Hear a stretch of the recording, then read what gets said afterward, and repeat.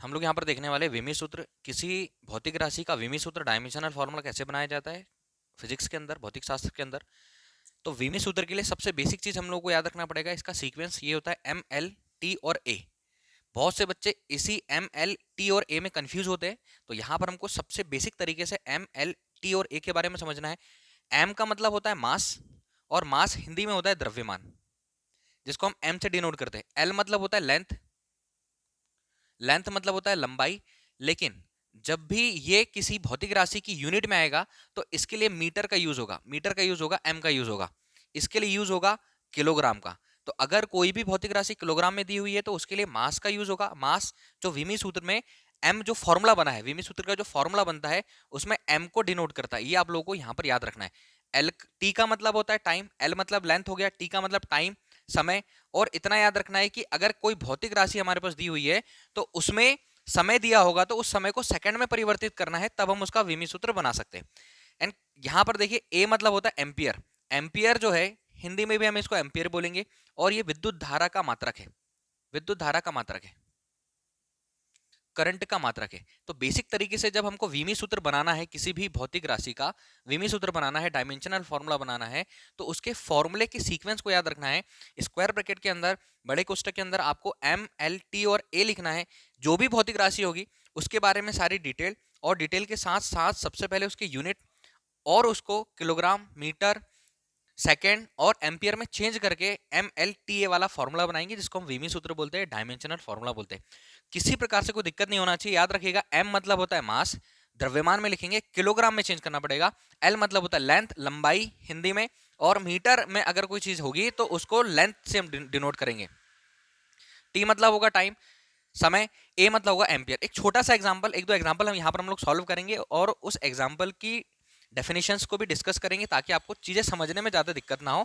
और कोई भी भौतिक राशि अगर बने उसका डायमेंशनल फॉर्मूला बनाना हो तो आसानी से आप डायमेंशनल फॉर्मूला बना ले। सबसे पहले मैं बात करूंगा आवेश की। आवेश मतलब होता है चार्ज, आवेश मतलब होता है चार्ज। और इसकी सबसे पहले ऐसा यूनिट पता होना चाहिए। तो आवेश की ऐसा यूनिट होती है कुलाम, जिसको हम लोग सी से दर्शाते हैं, सी से दर्शाते हैं। अब जब हमको कुलाम के लिए डायमेंशनल फॉर्मूला बनाना है तो आवेश की परिभाषा देखिए। आवेश की परिभाषा के साथ साथ, आवेश की परिभाषा के साथ साथ इस कुलाम के बारे में थोड़ा जानिए, और उसके बाद उसका डायमेंशनल फॉर्मूला बना लीजिए। आवेश की परिभाषा क्या है? आवेश एक ऐसी भौतिक राशि है जिसे अर्जित कर लेने पर कोई पदार्थ विद्युन्मय हो जाता है। आवेश एक ऐसी भौतिक राशि जो एक प्रॉपर्टी है, एक गुणधर्म है। किसी पदार्थ के अंदर अगर आवेश आ जाता है तो उसके अंदर अपने से हल्की वस्तु को आकर्षित या प्रतिकर्षित करने का गुण उत्पन्न हो जाता है। ठीक है, तो भौतिक राशि जो हमारी आवेश है, यहाँ से आवेश, इसका ऐसा ही मात्रा कुलाम है। कुलाम की अगर हम बात करें तो एक कुलाम बराबर होता है, एक कुलाम बराबर होता है 1 ampere into 1 second, 1 ampere into 1 second. और पूरी डेफिनेशन अगर हमें कुलाम की देखे, डायमेंशनल फॉर्मूला बनाना है तो सारी बेसिक चीजें पता होना चाहिए। एक कुलाम आवेश होगा, अगर किसी चालक के अंदर, अगर किसी चालक के अंदर 1 एम्पियर का करंट 1 सेकंड तक प्रवाहित होता है तो हम कह सकते हैं कि उस चालक के अंदर 1 कुलाम का आवेश है।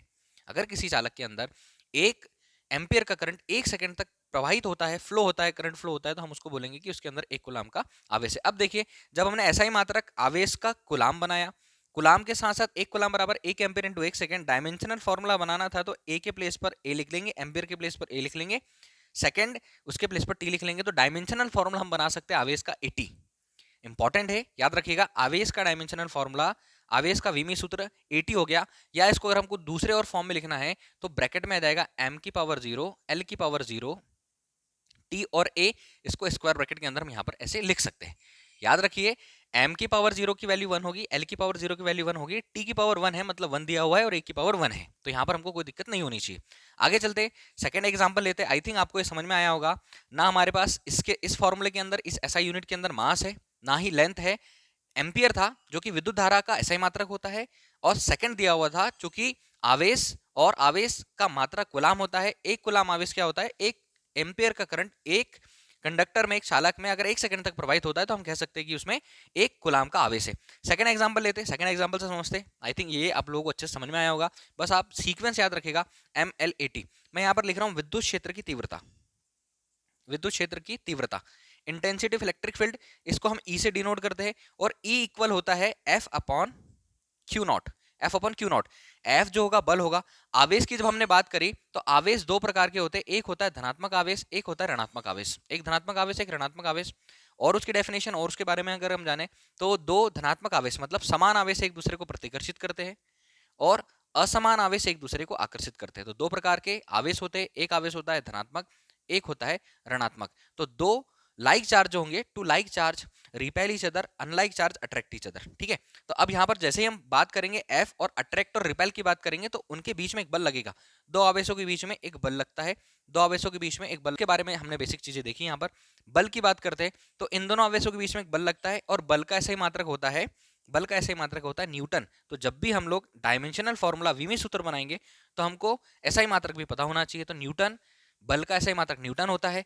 यहां पर हमने क्यू लिखा है तो क्यू का आवेश का ऐसा ही मात्रक कूलाम होता है, आवेश का ऐसा ही मात्रक कूलाम होता है। अब डायमेंशनल फॉर्मूला बनाना है तो इसको आपको चेंज करना पड़ेगा। न्यूटन बराबर होता है किलोग्राम इंटू मीटर पर सेकंड स्क्वायर बाय, इसका डायमेंशनल फॉर्मूला अभी अभी हम लोगों ने बनाया तो इसके प्लेस पर मैं लिख रहा हूं 80। अब देखिए किलोग्राम आ गया तो किलोग्राम के लिए हम लोग लिखेंगे m, मीटर आ गया, मीटर के लिए हम लोग लिखेंगे l, पर मतलब ये पर सेकंड स्क्वायर है, प्रति पर सेकंड स्क्वायर है, इसकी जगह पर हम लोग क्या लिखने वाले, s की जगह पर ये t स्क्वायर लिख देंगे बाय, ये हो जाएगा हमारा 80। पर वाला जो केस होता है, प्रति वाला केस जो डिनोमिनेटर में चले जाता है तो ये हो जाएगा m l बाय t, नीचे आ जाएगा t स्क्वायर 80, चेक कीजिए m l t स्क्वायर और t की पावर 3 है, डिनोमिनेटर में है, हर में है, ट्रांसफर होकर ऊपर जाएगा तो ये हो जाएगा t की पावर -3 और ये हो जाएगा हमारे पास a। इसको आप स्क्वायर ब्रैकेट में लिख दीजिए तो विमीय सूत्र बन जाएगा, विमीय सूत्र डायमेंशनल फॉर्मूला बन जाएगा किसका, विद्युत क्षेत्र की तीव्रता का।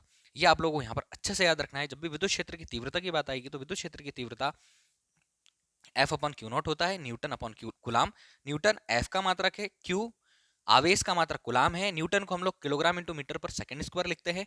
ये अगर बेसिक याद रहेगा तो लगभग विमीय सूत्र जो है बहुत सारे आप लोगों को ऐसे बन जाने हैं। इसका विमीय सूत्र आप अलग से बना लीजिए, न्यूटन का विमीय सूत्र अलग से बना लीजिए।